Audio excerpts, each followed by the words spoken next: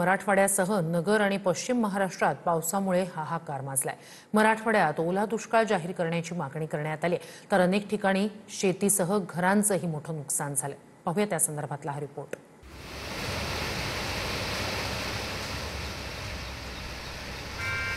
राज्यात गेल्या काही दिवसांपासून पुन्हा सुरू झालेल्या पावसामुळे जालना, बीड, छत्रपती संभाजीनगर, परभणी, जळगाव, अमरावती, बुलढाणा, सोलापूर, रत्नागिरी आणि नांदेडला झोडपून काढले। मराठवाड्यात मुसळधार पावसामुळे आलेल्या पूरस्थितीची पाहणी मुख्यमंत्री देवेंद्र फडणवीस उद्या करणार आहेत। मराठवाड्याला सलग तिसऱ्या दिवशी अतिवृष्टीचा फटका बसला। मराठवाड्यात 99% तर इतर 4 जिल्ह्यात 100% पाऊस झालाय।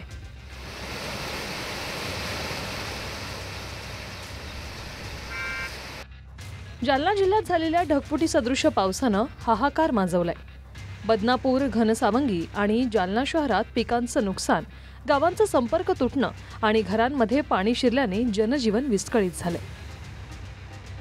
बदनापूर तालुक्यातील काजळा, घोटण, सायगाव, मात्रेवाडी, शेलगाव, पाडळी यासह अनेक गावांमध्ये मुसळधार पावसानं थैमान घातलंय।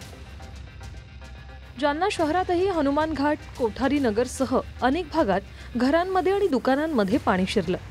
रस्त्यांना नद्यांचं स्वरूप आलं।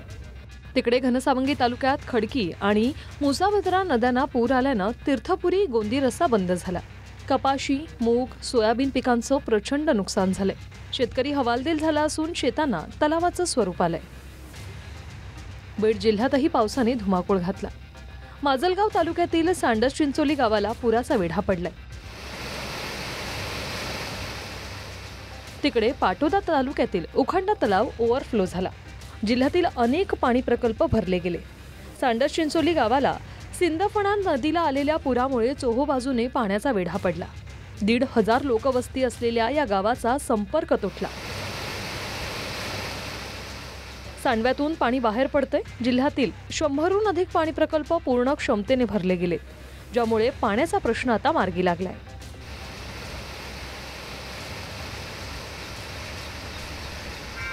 बीडच्या आष्टी तालुक्यातील घाटापिंपरी गावात ढगफुटी सदृश पावसाने पूर आला। केळी, कांदा, सोयाबीनसह शेती वाहून गेली। सुमारे 300 शेळ्या, गायी, म्हशी पुरात वाहून गेल्या। घरांची पडझड झाली, तर शाळेतील विद्यार्थ्यांचे वह्या पुस्तकही भिजली। सर्व पाण्याने भिजलं होतं। आमच्या शेळ्या वाहून गेल्या। माझं 12वीचं वर्ष आहे। सगळे पुस्तकं ते वाहून म्हणजे सगळे भिजलेत पाण्याने। आता मी काय करू शकते? मला सरकारकडून काही मदत होऊ शकते का?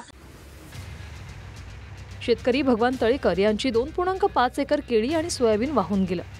रामेश्वर तळेकर यांची सोयाबीन शेती मातीसह वाहून गेली। जमिनीत 10 फूट खोल खड्डे पडले। दादा तळेकर यांची कांदा चाळ वाहून गेल्याचा व्हिडिओ व्हायरल झालाय। गावात खायला अक्षरशः काहीच नाही राहिलेलं नाही। इतकं मोठं नुकसान शेतकऱ्याचं झालेलं आहे, ते कसंच भरून निघणार नाही। त्याच्यामुळे शासनाने तातडीने मदत आमच्या गावासाठी द्यावी। बीड, जालना, परभणी, लातूरसह इतर जिल्ह्यातही पावसाने शेतीचं मोठं नुकसान केलं। सिल्लोड तालुक्यातील देऊळगाव बाजार येथे अतिवृष्टीमुळे पूर आला। भराडी, बोरगाव बाजार, तळणी, केळगाव, आमठाणा, चारनेर यासह अनेक गावांमध्ये ढगफुटी सदृश परिस्थिती निर्माण झाली। मराठवाड्यातील 6 जिल्ह्यातील 32 मंडळांमध्ये अतिवृष्टी झाली। सुमारे 640 गावांमधील शेतकऱ्यांची कपाशी, सोयाबीन, कांदा यासह खरीप पिकं उद्ध्वस्त झाली। परभणी जिल्ह्यात जायकवाडी धरणातून सोडलेल्या पाण्यामुळे गोदावरी नदी काठोकाठ वाहते। बॅकवॉटरमुळे गोदावरीवरील बहुतेक शेती पाण्याखाली गेली। शेतकऱ्यांचं कपाशी, सोयाबीनसह खरीप पिकांचं प्रचंड नुकसान झालंय। परभणी तालुक्यातील जरी, साडेगाव, पिंगळी, मिर्जापूर, बोबडे टाकळीत अतिवृष्टीमुळे शेती उद्ध्वस्त झाली। नुकसानीचा आढावा घेण्यासाठी आमदार राहुल पाटील, उपजिल्हाधिकारी आणि तहसीलदारांनी ट्रॅक्टरने शेतावर जाऊन पाहणी केली। यावेळी आमदारांनी प्रशासनाला तात्काळ मदत आणि पंचनाम्याचे निर्देश दिलेत। जळगाव जिल्ह्यात जामनेर तालुक्यात रात्रीपासून सुरू असलेल्या मुसळधार पावसामुळे खडकी नाल्याला पूर आलाय। चिंचखेडा गावाजवळ जळगाव जामनेर महामार्गावर वाहतूक ठप्प झाली होती। नेरी, चिंचखेडा, पळसखेडा, जामनेर या गावांचा संपर्क तुटला होता। सातपुडा पर्वतरांगेत ढगफुटी पावसामुळे गोरक्षगंगा नदीला मोठा पूर आला। मुक्ताईनगर तालुक्यातील कुऱ्हा, हिवरा, उमरा, पारंबी, राजुरा, वडोदा ही गावं पाण्याखाली गेली. शेती पिकांना प्रचंड फटका बसलाय. शेतात पाणीच पाणी दिसतंय. अमरावती जिल्ह्यातील चांदूर बाजार तालुक्यातील शिराजगाव कसबा येथे अतिवृष्टीमुळे रस्त्यांवर नद्या वाहू लागल्या. काही काळ गावातील जनजीवन विस्कळीत झालं होतं. बुलढाणा जिल्ह्यातील देऊळगाव राजा तालुक्यात मुसळधार पावसाने आमना नदीला मोठा पूर आला. नदीचं पाणी जळपिंपळगाव जिल्हा परिषदेच्या शाळेत आणि नदीकाठावर शेतात शिरलं. खडकपूर्णा प्रकल्प तुडुंब भरल्यानं 19 दरवाजे 50 सेंटीमीटरने उघडले. नदीकाठच्या 33 गावांना सतर्कतेचा इशारा देण्यात आलाय. तसंच पेनटाकळी प्रकल्पाचे 5 दरवाजेही उघडण्यात आले. सोलापूर जिल्ह्यात अक्कलकोट तालुक्यात खैराट गावात मुसळधार पावसामुळे घरांमध्ये पाणी शिरलं. शेती उद्ध्वस्त झाली आणि काही तास गावांचा संपर्क तुटला. करमाळा तालुक्यात सीना नदीला आलेल्या पुरामुळे संगोबा पूल पाण्याखाली गेला. वाहतूक बंद झाली. बार्शी तालुक्यातील जवळगाव धरण ओव्हरफ्लो झालं. नद्या नाले दुथडी भरून वाहत आहेत.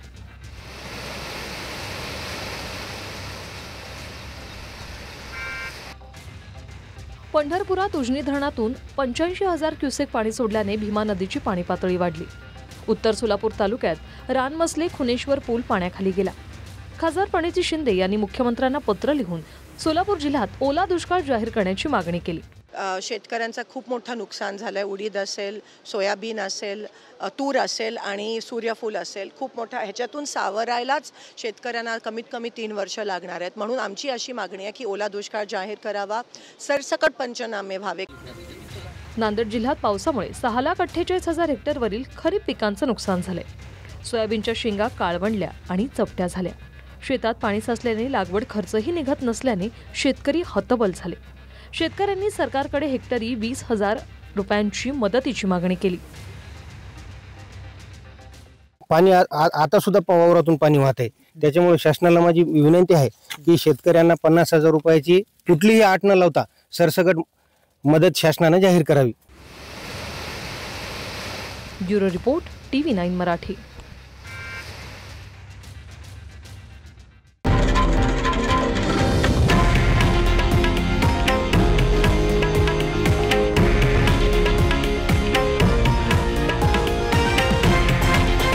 हे आहे देशातील नंबर 1 न्यूज नेटवर्क आणि आपण पाहत आहात TV9 मराठी, एकमेव.